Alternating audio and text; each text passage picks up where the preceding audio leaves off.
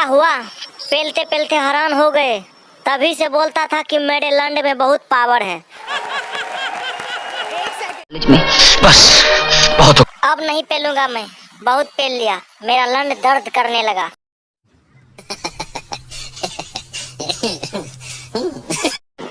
पहले तो तुम बहुत पेलता था, पहले बोलता था मेरे लंड में बहुत पावर है।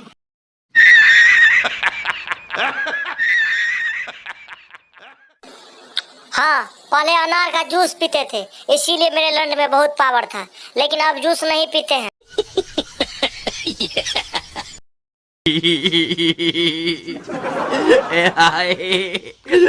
झूठ। तुम अनार का जूस पीते हो और दूसरा को पेलते हो, हमको भी पता है।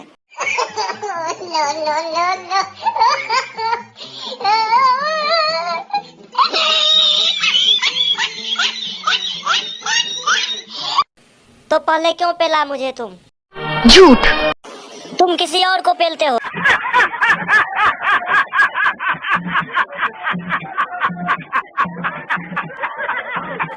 मैं तुमको पेलूंगा, लेकिन केमिकल जमने दो तब पेलूंगा। समय आएगा तब पेलूंगा। क्या नहीं खोया मैंने तुमको पेलने के खातिर।